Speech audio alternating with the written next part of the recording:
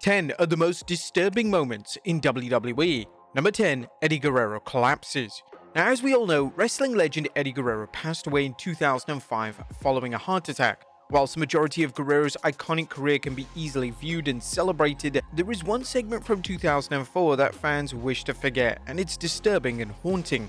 To sell the aftermath of Guerrero's infamous blade job at the Judgment Day pay-per-view, WWE would have Guerrero pass out in the match on SmackDown. This is incredibly eerie to watch back, and it's hardly a surprise that WWE never promotes this segment in a positive manner.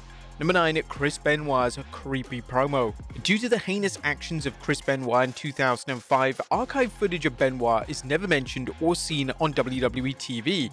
This is 100% the right move, as Benoit shouldn't be presented at all on screen, and it's much easier for WWE to act like Benoit never existed. Whilst Benoit has virtually been erased from WWE, he is still a hot topic on social media, and fans often find old clips of Benoit that send chills down their spine.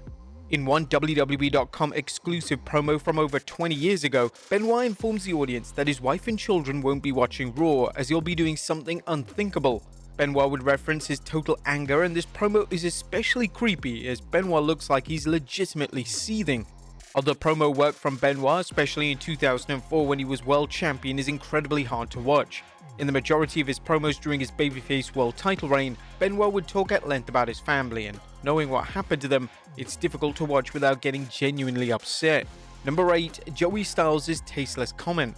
Now, thankfully in modern times, jokes regarding individuals unaliving themselves are seen as grossly inappropriate, and society takes mental health issues incredibly seriously.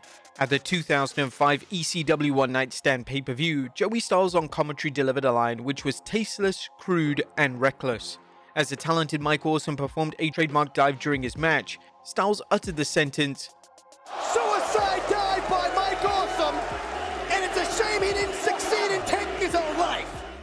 2 years after the comment, Awesome would end his own life. Styles had a ton of resentment towards Awesome, mainly due to him leaving ECW on bad terms years prior. Was this enough to make a comment of this nature? Well, absolutely not, and it's without question the worst thing Styles has ever done during his pro wrestling career. Number 7, the Firefly Funhouse song's origin. The late great Bray Wyatt delivered some of the finest and most acclaimed work of his career inside the Firefly Funhouse. Wyatt's work was light-hearted and engaging, yet with a moment's notice he would become cryptic and quite frankly terrifying.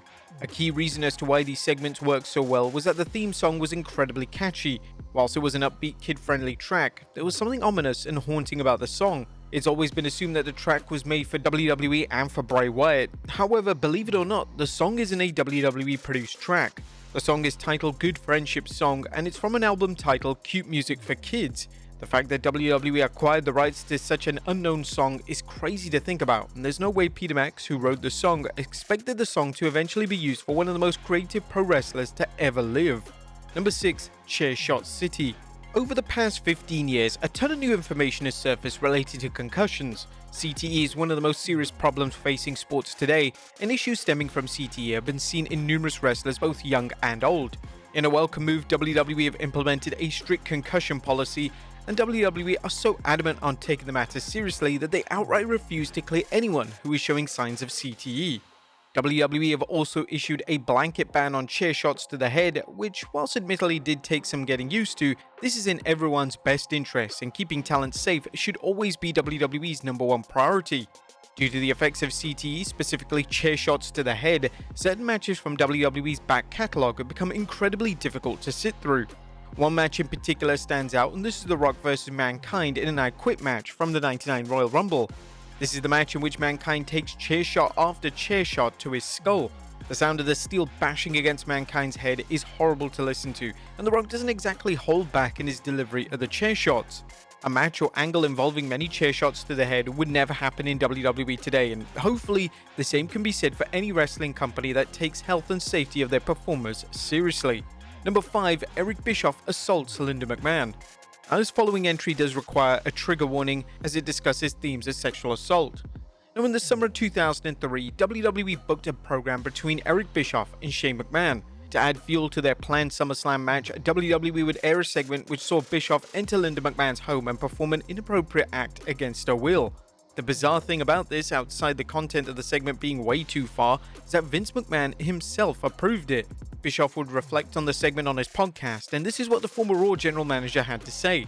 Vince wasn't in the room. I think he was watching on a monitor in another room outside the office. I think it was one take. You'd have to do it over and over and over again. Fortunately, we nailed it in one take, and that was the end of it. Vince thanked me. He was excited about it. He had a big grin on his face. He was happy with the scene. As long as Vince was happy with it, I was happy with it. So it once the awkwardness of thinking about doing it was over with, it was just like any other scene, really. Bischoff then stated that McMahon was the one who wanted to make the act look forceful. Vince wanted it to look very forceful. Didn't want it to appear like it was a purely romantic scene.